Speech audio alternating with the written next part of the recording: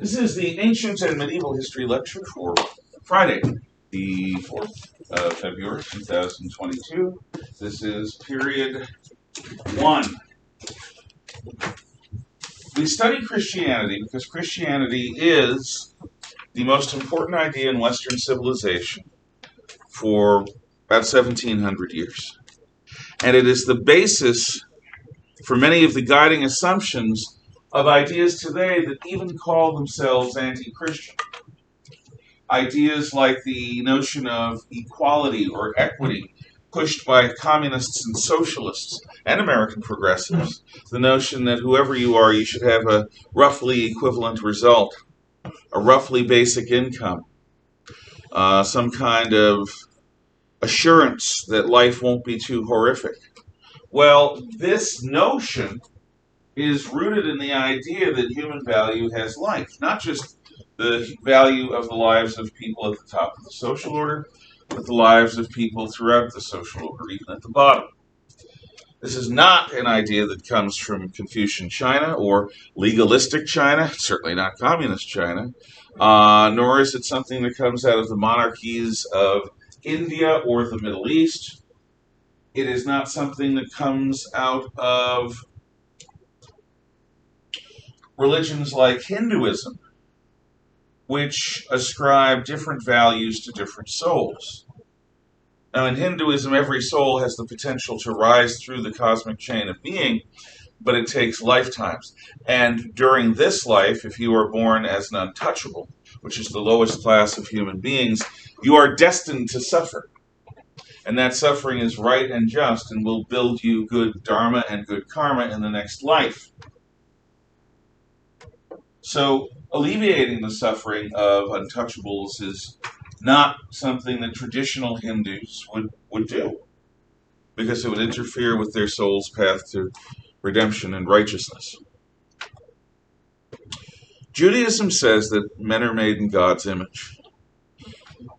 And Christ spends his time demonstrating this. He didn't come as royalty. He didn't come as the Pharaoh Akhenaten, spreading a new monotheism. He was born a skilled craftsman, a carpenter's son, in a backwater province of the Roman Empire in Judea. And he's not going to spend his life with the beautiful people, with the righteous people. He spends his time with fishermen. Think about how high status fishermen have in our society. And you'll have some notion of how high a status the fishermen who followed Jesus were. He has people who can't fit in. He has one revolutionary, Simon the Zealot. We'll talk about him. He has a tax collector named Matthew.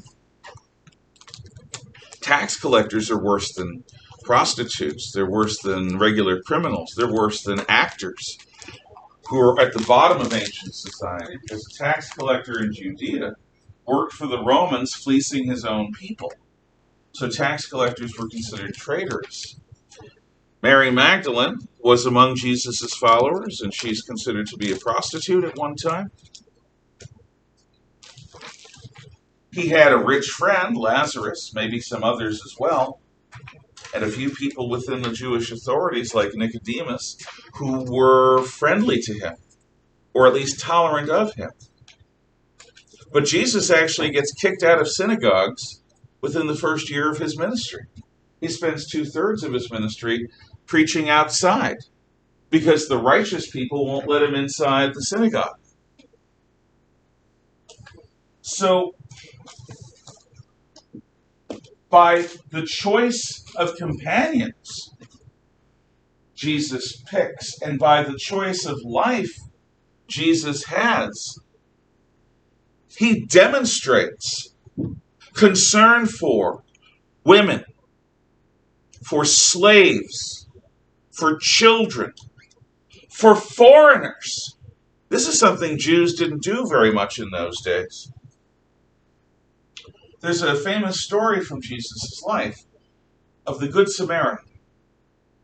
Samaritans lived near Judea, but they weren't Jews. They were considered apostates. They had some Jewish ideas and some non-Jewish ideas, and they were considered by Jews to be the scum of the earth. Scum. Earth. And yet, there's a person in trouble by the side of the road in the story Jesus tells, and a righteous rabbi who's hurrying off to an appointment walks by, and a wealthy businessman walks by. The only person who stops among the various people that walk by is a Samaritan. Turns aside from his business and takes this person into hand, and doesn't leave until this person has been given succor. That means food, assistance, medical care. And what Jesus is saying in this story of the Good Samaritan is it's not who you are that makes you righteous. It's what you do. It's what you do. Not everyone can be born a certain way, but everyone can choose to be decent. Everyone can choose to be loving. Everyone can choose to turn aside and care for somebody in need. I may have told you about this in the beginning of the year when we were talking about this story initially, but there was an experiment at one of the great theology colleges in the United States, one of the seminaries that produce great ministers for Protestant churches. And a group of young earnest ministers were told that they were going to be invited to speak on the local television station, the university television station, on the story of the Good Samaritan. And they were supposed to show up, and they were basically spaced out 20 minutes apart. And on the way, this was an experiment, psychological experiment. On the way there, they literally had to walk over a guy on the steps who was in trouble.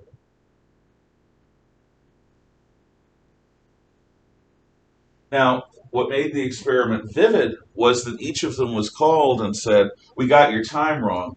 You're actually supposed to be there 10 minutes before we told you." So they get the call and they're in a rush. They've got to get there. They've got to get there to talk about the story of the Good Samaritan.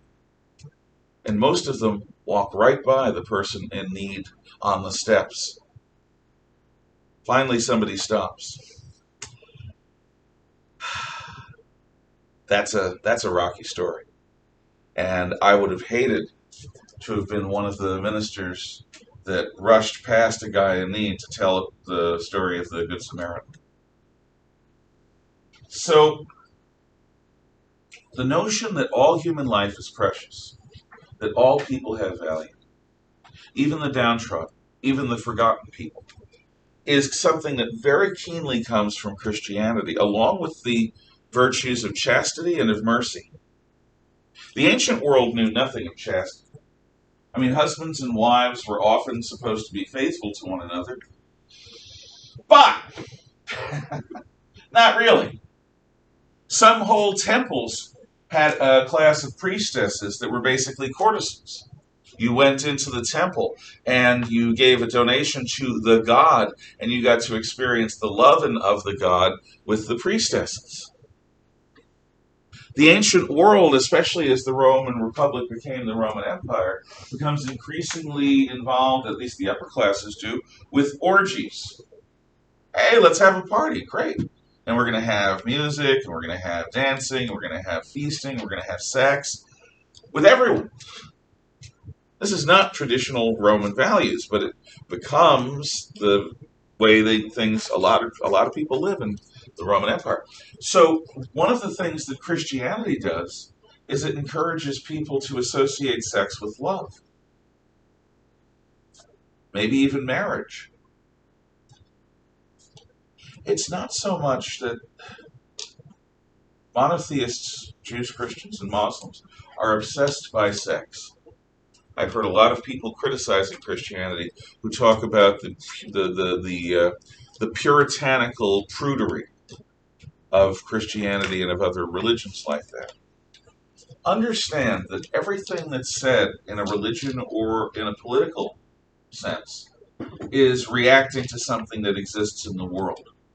When you've got a society like the ancient Roman world, where sex was just another form of recreation, even though it results in pregnancy, even though the children who grow up are usually going to be slaves themselves because the mom can't support them because there's no dad around, even though when you take intimacy, which is something special, and turn it into basically the equivalent of going out and riding a bicycle, you lose something. Whether it's innocence, or a sense that something is special, or a sense that it can be something that heightens an emotional relationship based in love that's already there. The reason that monotheists have so much to say about chastity and about sex within marriage and about things like that is because the ancient world very much was not that way. And one of the benefits of Christianity was a sense of relief that they might have some intimacy and some privacy and something that wasn't just taking your inner self out on display just for casual fun. Mercy? Mercy? I'm sure there are a couple of stories of compassion and even mercy in the Iliad. Can any of you think of any? I'm just taking for granted that at some point some Greek somewhere does something merciful, or a Trojan does something merciful. Yeah. I mean, it mentions the fact that Achilles kind of spares like the lives of some people he captures and like sells them off as slaves. Yeah. And then it's kind of mercy. He doesn't kill them, but like that's kind of mercy. Yeah. And Achilles does something else too, because Priam of Troy. Yeah. Go. Yeah, he had mercy on Hector in a way because he gave the body up to Priam. Yeah. After dragging Hector's corpse around Troy with a chariot. At that point, Priam, king of Troy, comes begging for his life or his son's body, and Achilles gives it. So yeah. Okay, so Achilles, despite the fact that he's a moody little brat, I'm going to stand in my tent. I'm not a fan. But yes, okay, 2 occasions where Achilles is merciful. But Christians lead with mercy in a way that almost no one else does. You may not have ever heard of him, but in the 1960s, 70s, and 80s, a guy named Muhammad Ali dominated boxing. Because, among other things, he was eloquent. He was really a good speaker. He was quick on his feet and quick with his words. Now, he was born Cassius Clay, a black man in the United States, and he was raised Christian. But as a young boxer, he converted to Islam and changed his name from Cassius Clay to Muhammad Ali. Now, I don't agree with a lot of what Muhammad Ali stood for, but I respect him for this.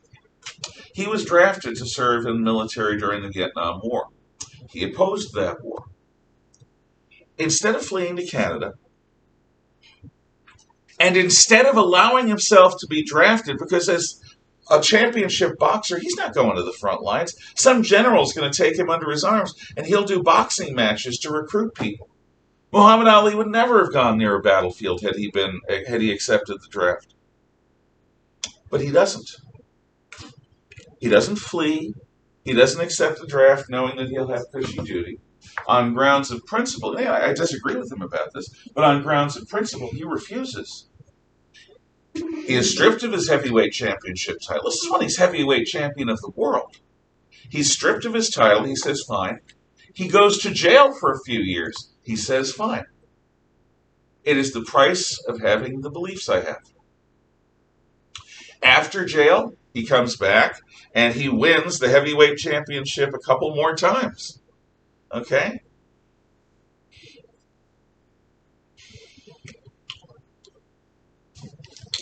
Let's think how this has to do with mercy. Oh, here's how. When people asked him in interviews, because of course when you're a boxer you expect to be interviewed about your religion. Well, actually Muhammad Ali invited it. He loved talking about his conversion.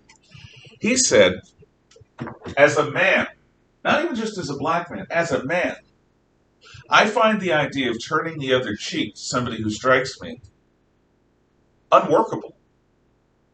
If I do that, if I turn the other cheek, I'm inviting my own victimization. I'm inviting people who depend on me to be victimized too. Islam allows me to fight back. Islam does not require me to turn the other cheek. So, Christianity has a unique emphasis on mercy, on forgiveness, on compassion. And some of the most secular people in our society extol all of that as virtuous. Not because they're still Christians, but because they associate mercy, compassion, and forgiveness with good. And that association comes from almost 2,000 years of the culture being steeped in Christianity. Is Christianity perfect? No. Does it have sins in its past and present? Yeah. That isn't the point.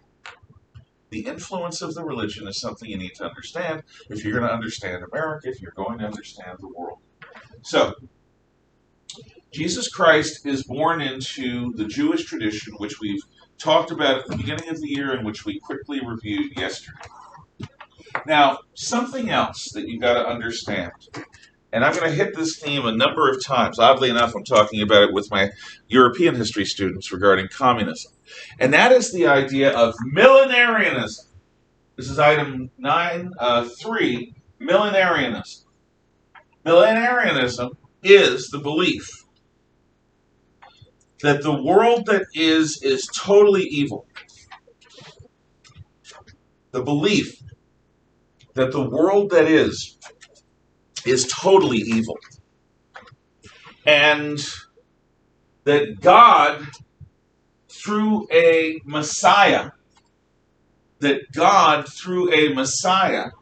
through a chosen one, an anointed one, that God through a Messiah, and the word Messiah is Messiah.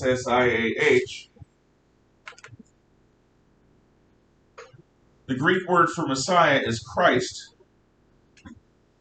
That through a Messiah, or Christ, God will cleanse the world with war and fire. It's Judgment Day. What Christians call the second coming of Christ. What Muslims call the day of Hak. What Jews call the day of the Lord. On the day of the Lord, this world around us of preventable and needless suffering, of greed, of lust, of cruelty, this world where bad things happen to good people and good things happen to bad people, this world where the worst people seem to get the most power, will be purged and cleansed. It will be a horrifying, scary, scary day. Women, and Jesus actually says this, women with child will be in a particularly bad state. They will flee to the hills to try to escape judgment and the horrors of Judgment Day. But there's no hiding place down here. There's no hiding from the hound of heaven. There's no hiding from God's judgment. The living and the dead will be judged. Now, this is always expressed by Jews, Christians, and Muslims as a day of absolute, utter terror and horror. Because we're used to the world as it is. This is where we keep all our stuff. We try to be good people, but none of us are perfect, and we know that. So, if it wasn't for the magic wizard war that seems to be happening around us, the dead rising and being judged, chariots of fire crossing the sky, and all this other stuff, the moon turning red like blood when wormwood comes to the earth, all of these apocalyptic visions associated with the Day of Judgment, the rise of the Antichrist, the beast, all this stuff. There is the worry in each believing person that what they have done with their life isn't good enough. They may have tried to be a good person. They may have tried to follow all the rules. They may have tried to be decent and loving and to turn aside when a Good Samaritan would. But we know we're not perfect. Deep down, we know all the things we might have done and didn't. All the things we should have done and didn't. Or all the things that we should have done wholeheartedly that we only did half-heartedly. And in that moment of judgment, we wonder whether God will find fault with us. Because there's certainly fault to be found in every one of us, in one way or another. So, the world that is totally evil and totally corrupt. A true believer shouldn't engage with it too much. Like a Jehovah's Witness that refuses to exchange birthday gifts or Christmas presents, because that's considered to be worldly. Like the Amish refusing to do technology, because that's considered to be worldly. Now, not every Christian, Jew, or Muslim is like the Amish or like the Jehovah's Witnesses. But all of the believers are expected to live according to God, not according to the world. And everyone compromises to some degree. So the question is, in this world of evil, how do each of us navigate until Judgment Day? What compromises won't we make? What compromises will we? What things won't we ever do? What things will we do reluctantly? And then Judgment Day comes and it clarifies. And after Judgment Day, there's a new age, which is called proverbially the 1,000 years of peace, or the millennium. And then this proverbial 1,000 years of peace, and it's like 7-day creationism. Are we talking 7 24-hour days? Probably not. When we talk exact dates for God and exact times for God, understanding that the concept of God is a timeless concept, it doesn't necessarily mean precisely 1,000 Earth years. But the millennium is a long time. It's the 1,000 years of peace. It's the New Jerusalem. It's heaven on earth. In this purgated world, this world cleansed of darkness, the saints will live with God. The world will become heaven. God will fulfill his purpose in creating us. And then God will be done with the world and we'll join him in heaven, and there'll be a new creation or a whole new journey. So, what does this millenarianism have to do with the time of Christ and his coming? Well, the Jews, especially in the Old Testament, the book of Daniel, have prophetic visions that they refer to about the day of judgment, the day of the Lord.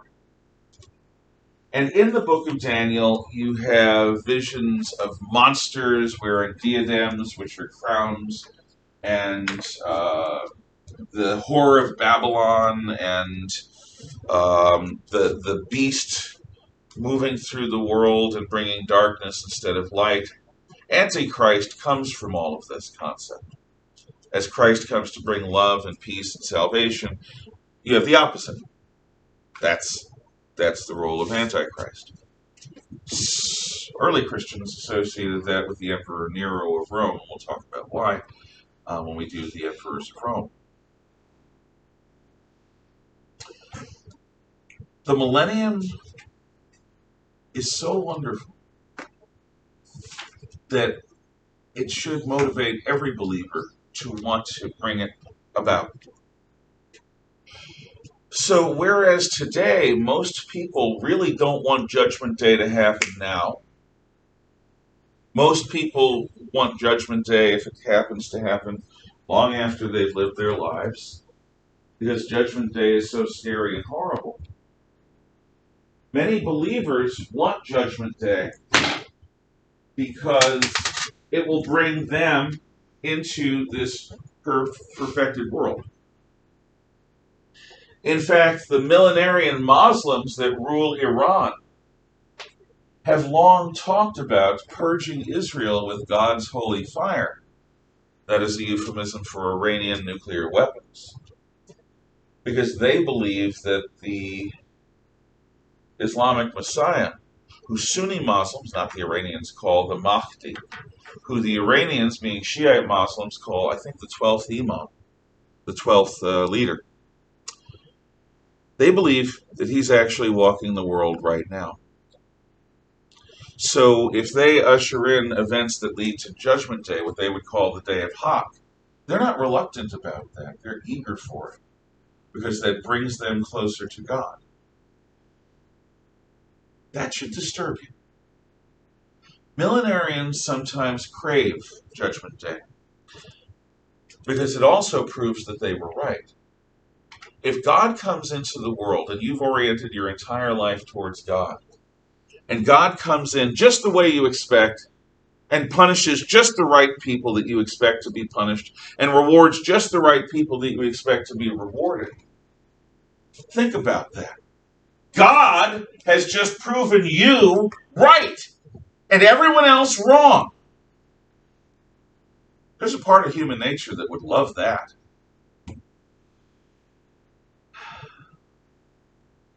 So the Jews of Jesus' time, unhappy under Roman rule, or happy under it, unhappy with the world, or happy with it, there is this general expectation that the end times are near.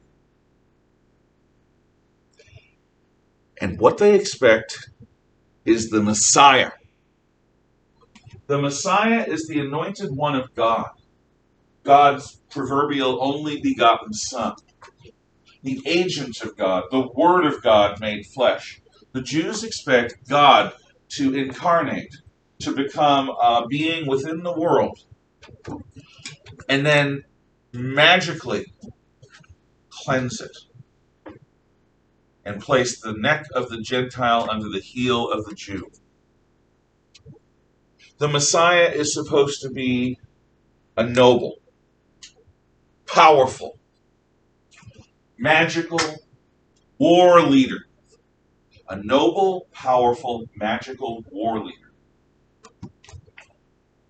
A man who is the equivalent, if you know the Lord of the Rings, of Gandalf and Aragorn. A magic, warrior, wizard, demigod, godling, God thing. God made flesh. And with the Messiah's leadership, the faithful will separate themselves from the world and join unto the Messiah, and then the Messiah will bring the entire world to account. The judge will judge the quick and the dead,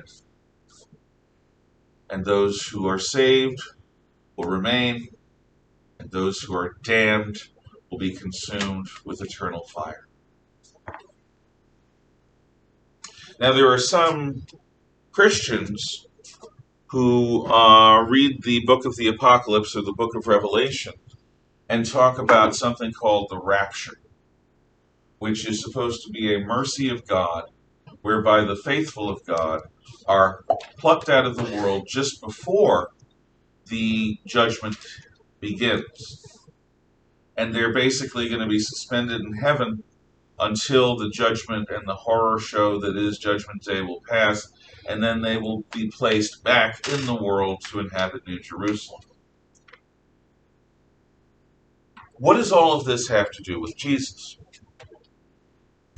The Jews were expecting Gandalf, Aragorn, Dumbledore. They were expecting a magic warrior prince who would bring worldly control. This is what they expect.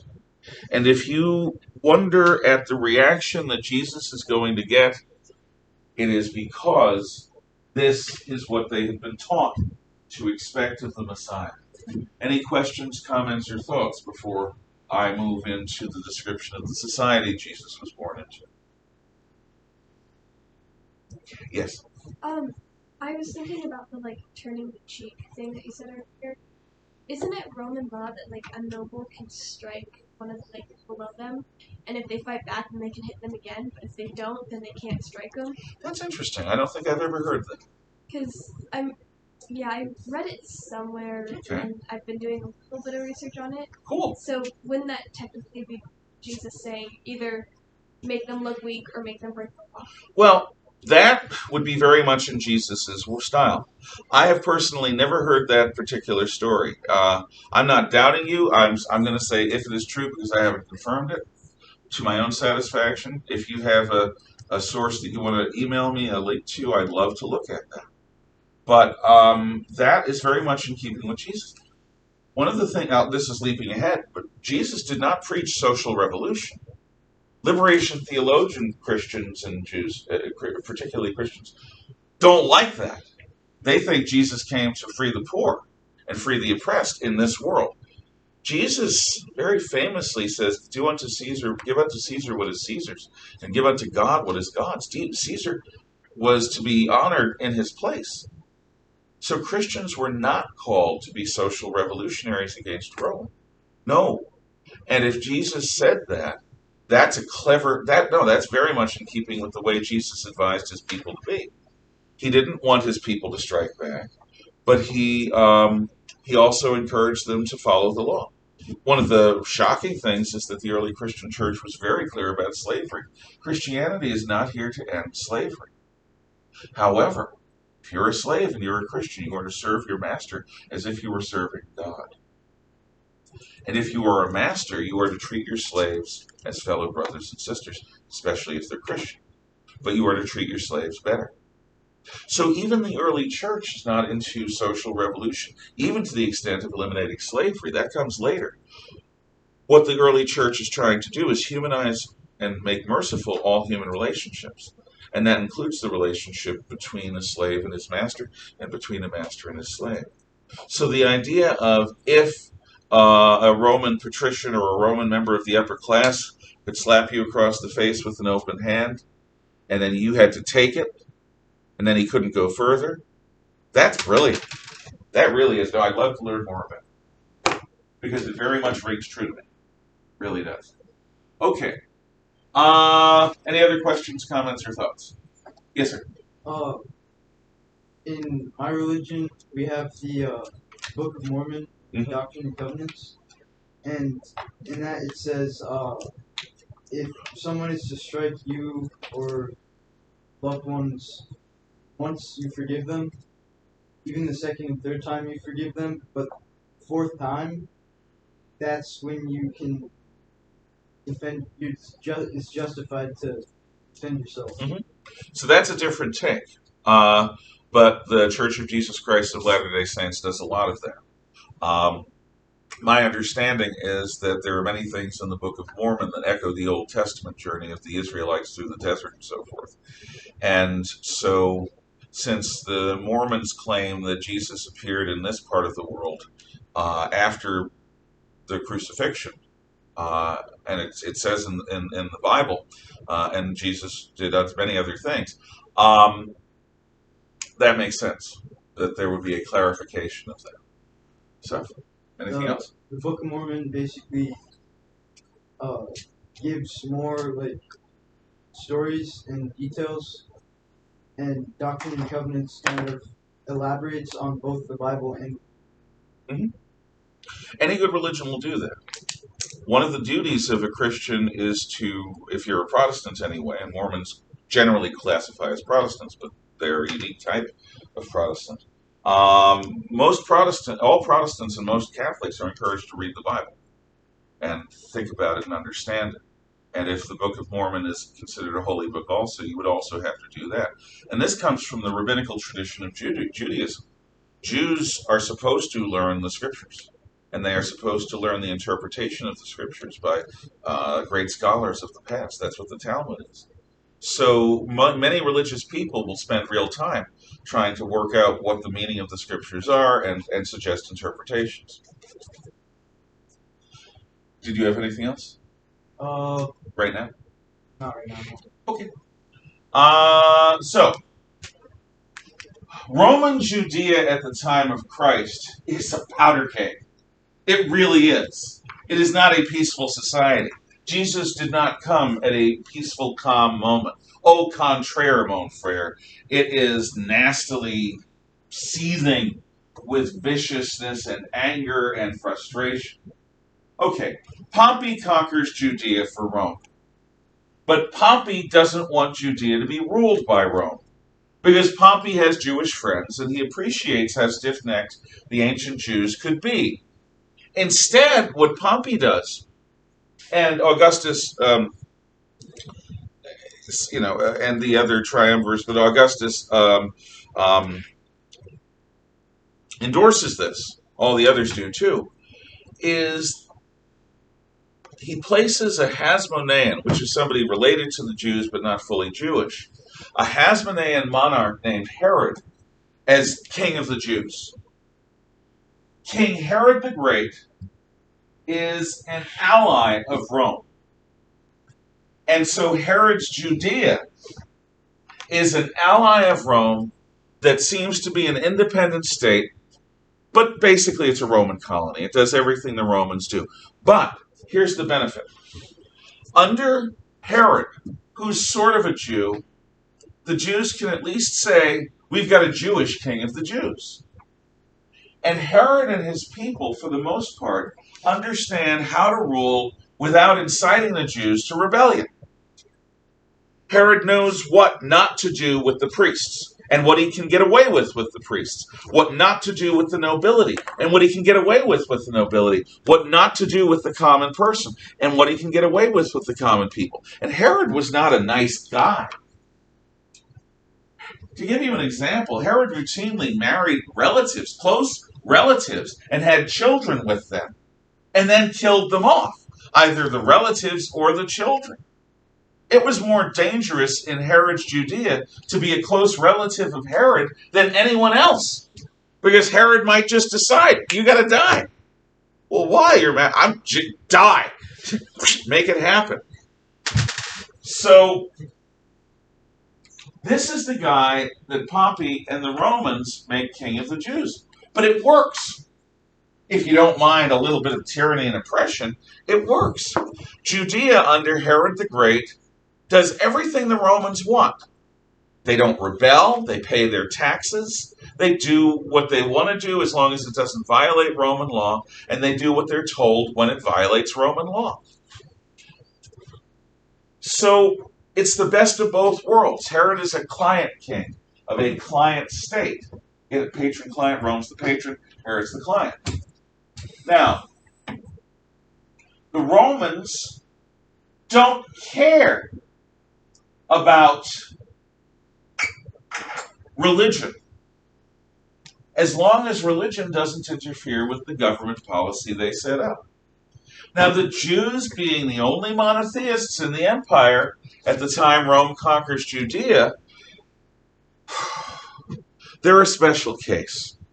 And under Herod, and later when the Romans take over Judea directly, the Romans make a couple of exceptions for the Jews compared to every other person under Roman rule. Okay, I'll tell you how Herod dies of old age. I'll tell you about the thing with the Jews first, and then I'll tell you about that Herod dying. So, when the Romans rule over Jews, like they do in Alexandria, there are a lot of Jews that don't live in Judea in Roman times. The Romans make a couple of exceptions. The Jews are exempted from military service. No Jew has to serve with the legions, period. Why? Because the legions frequently eat pork. Because the legions frequently eat things that are not permitted under the Jewish dietary code. And because the Roman legions don't have the time to worry about stuff like that. They've got wars to win. They've got barbarians to fight. They've got roads and bridges and aqueducts to build. They don't have to worry about some of these dietary requirements or what religious holidays they have. So it's simple. Jews don't have to serve in the military. Any Jew that serves in the military has to accept that he's going to be eating a lot of bacon. Number two, this is especially true in the Roman Empire, but the Republic had things like this too. But I'll tell you about the Imperial Custom. Once a year, every resident within the Roman world has to go to an official temple. In the Imperial times, it's the temple of the emperor. And even though Roman emperors were not always considered gods in their lifetime, this is what people would do. They would pay their tax. They would take a pinch of incense, which is something that when it smolders, it smells very strongly. And they would go in front of the statue of the emperor. They would say a patriotic prayer out loud, promising their allegiance and fidelity to the emperor and the empire. And they would throw the incense into the fire, and the incense would go psst, and there'd be a smell and a bit of smoke. And that is their assurance that they are going to be a patriotic, law-abiding subject of Rome. Everyone has to do this. Every man has to do this anyway. So what's the problem?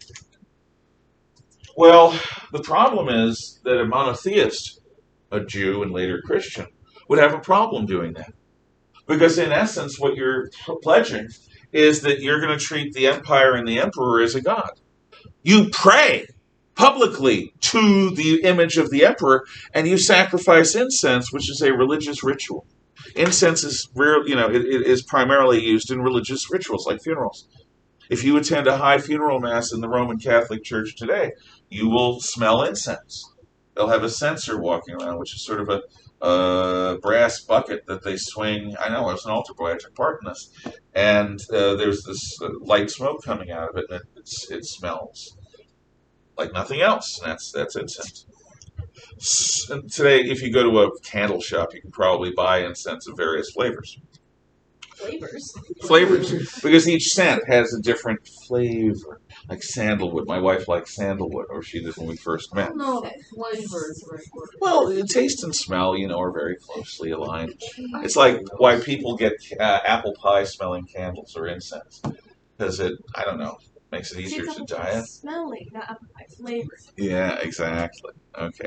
In any case, glad you picked up on it. So, if you do that, it is as if you are saying that the emperor is a god and that you will be loyal to the emperor like you could be loyal to a god. Now, a pagan polytheist who believes in dozens of gods anyway, it's no big deal. Yeah, sure, emperor, sure, God, small g, big deal, father of your country. But a Christian or a Jew? No. So to avoid the problem, Jews were exempt from having to do that. So they didn't have to serve in the military, and they didn't have to pledge their allegiance to the emperor in that way. But the thing about the Jews, different from Christians later on, is that the Jews didn't spread their religion. There were people who chose to become Jews, but that was initiated not by the Jewish community, but by an individual who either married a Jew or just got interested in Judaism or whatever. The Jews were not evangelical. They did not spread their faith by preaching. What made the Christians much harder for Rome to accept is that the Christians were incredibly evangelical, and they tried as hard as they could to spread the faith. And so the Romans didn't feel threatened by the Jews in the way that they felt threatened by Christians. Jews were not trying to convert young Romans into Judaism. Christians were. So one of the justifications that Rome uses for its persecution of Christians in later times is because Christians, unlike Jews, are trying to convert Romans to Christianity. And that the pagan government didn't want. So what happens to Herod? Well, he dies. Herod the Great dies in 4 BC. He has a descendant named Herod Antipas, who gets control of the northern region of Herod's realm, which includes the Galilee. And he has another descendant named Archelaus, who gets Jerusalem and Judea in the south. But Archelaus is a dumb bottom. He's not a good ruler. He's got a temper. He's not wise. He's not temperate. He mucks it up. Within a few years, Archelaus' inept rule provokes pretty much a Jewish revolt. And so the Romans step in, get rid of Archelaus, and they take over Jerusalem and southern Judea directly. This is the first time that the Romans are going to directly rule over the Jews in their homeland. The Romans directly rule over the Jews of Alexandria and Egypt, and in Rome there is a Jewish community. But this is the Jewish homeland, where the old Jewish ways are strongest. And so this is going to really cause sparks. Now, I guess what we can do is leave it there and go into the biography of Jesus next time. Any questions, comments, or thoughts? Okay. Thank you for your attention. Wait, hold on. I just looked at the time. Nice try! I got enough time for a little more. Sorry. I teased, I did. So take your notes out, please. Again. Okay. What is Jesus' name? That's an interesting question. Well, it's basically a variant on the name Joshua. And Joshua, famously in the Old Testament, is the stonecutter that was an ally of Moses, who carved the Ten Commandments, or was with Moses when the Ten Commandments were carved. And this stonecutter becomes the leader of the Jews as they march into Israel, into the land of Canaan, and conquer it. And he is a great war leader of the Jews. So, the son of Mary and Joseph is named Joshua. But in Aramaic, it's pronounced Yeshua. So, if you were to encounter Jesus in the flesh, which would be an amazing moment, I think, he would answer to the name Yeshua. Now, proper Jewish naming has your name and the name of your father with bar in between, son of. So, Joshua bar Joseph is Jesus' formal name. Yeshua, son of Joseph, or Joshua, son of Joseph. That's what bar means. So Joshua bar Joseph, that's Jesus' official name. But people call him Christ, which in Greek is written thusly. Chi, Rho, Iota, Sigma, Tau, Omega. No, I don't know. Omicron. That's O. And then Sigma again. It looks in English like, or in Latin letters like XPISTOS, all capitalized. Omega? I don't know, it might be Omega. Unless there's a more OE letter in Greek than Omega. Yeah, there's a different. Yeah, I think it is Omicron or whatever. It is Omicron? Yeah. Yeah. Omicron. Anyway. And what is it with people on the news calling it Omicron? No, it's Omicron. Silly people. Silly people. So, where do we get the name Christ, or Christos, which is what this says? Well, Christ is the Greek word for Messiah. So, when you say Jesus Christ, you are saying Joshua bar Joseph, or Yeshua, the Son or the Anointed One of God. The Word of God, the agent of God. That's what Christ means. It's Greek for Messiah. And that is what Messiah means. And that's where we're leaving. Are you sure? No. Do you want me to really think about it, Dan, or do you want me to just go with it? Just go with it. Yeah, I thought so. Happy Friday. You don't have work for me this weekend, so enjoy that.